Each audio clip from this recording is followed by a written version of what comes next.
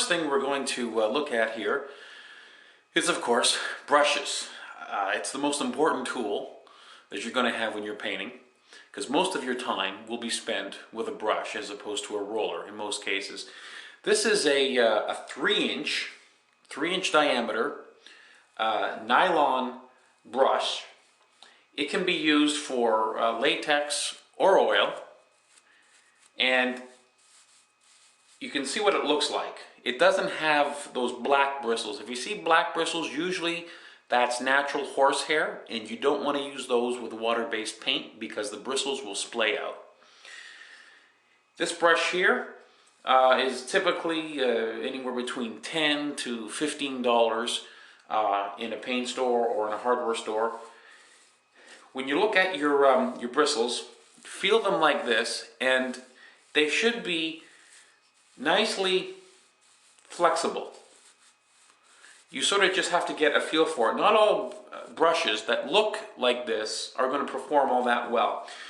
However, you do notice it does have an angle. It's not flat across. It actually goes up.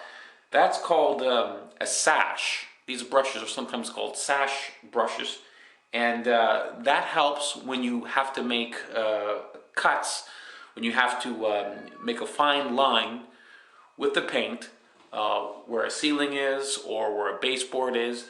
It does help to have that angle. This right here is a standard 2-inch putty knife. The only thing I can say about this is that it is flexible. It actually says flexible here. When you're bending it with your thumb, you can see it moves quite easily.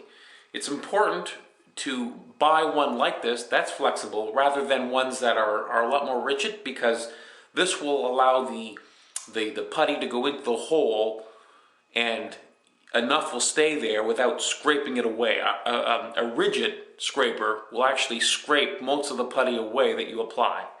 So you're going to need this, and this is a 2-inch scraper. Now, what's this crazy thing? This is actually a paint tray, or actually a paint bucket.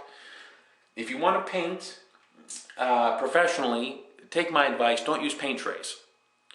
Because a paint tray, and I don't have one here to show you, you know what it looks like. It's low, it doesn't hold too much paint, and by the time you put a half a gallon of paint into it, it's full. It's very difficult to move without spilling it. You're going to kick it, and it has no handle. This can easily accommodate over 2 gallons of paint.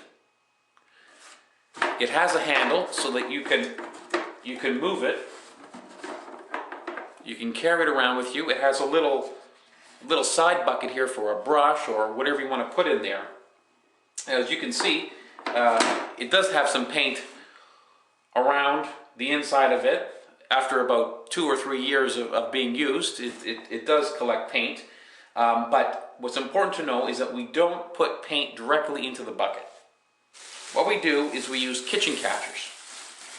You can get these, of course, at any hardware store. And we put the kitchen catcher on like this.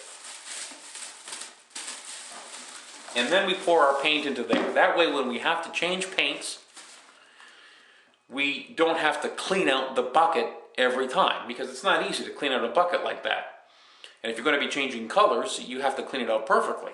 So what you do here is, and I'm going to show you this when we're painting, is you just pour the paint in there, and when you're finished, you take the kitchen catcher out, and you're back to a clean, dry bucket again.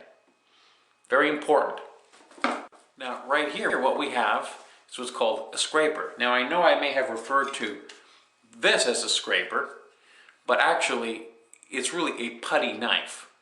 This is an actual scraper for scraping. If you have to scrape anything that's hard to come off, and usually you use these on the outside of a house where you have to remove a lot of failing paint.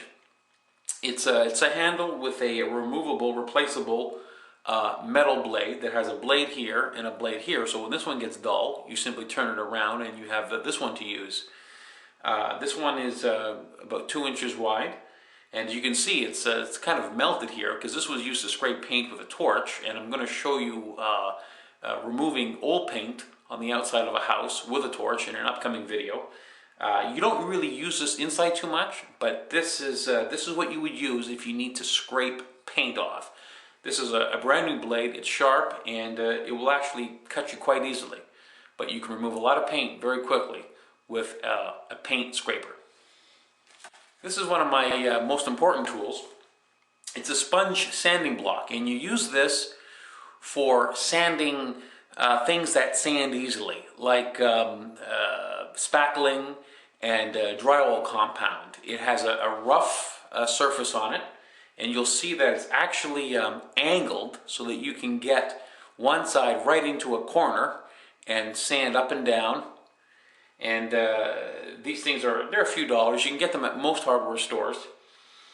They don't last forever, but they do last longer than a piece of sandpaper. That's for sure. And you would use these not for sanding paint outside. This is for sanding compounds that are relatively easy to remove. But you're going to be using this a lot inside because you're going to be doing a lot of patching inside with the compounds that I showed you. This and this go hand in hand inside. This is your masking tape. It's considered painter's tape. It's green. It's called painter's tape because it doesn't stick so hard that after a few days in the sun, it's not going to want to come off the way the white regular masking tape would come off. It doesn't have quite the same stick as the white masking tape, but usually for painting you don't need a lot of stick anyway. And again, this is what you would use. This is, I think they consider this to be about 2 inches in size. So always have some of this around. And I'm going to show you in upcoming videos exactly when and when not to use masking tape when you're painting. This is what's called caulking. This is made by DAP. It's a very common brand.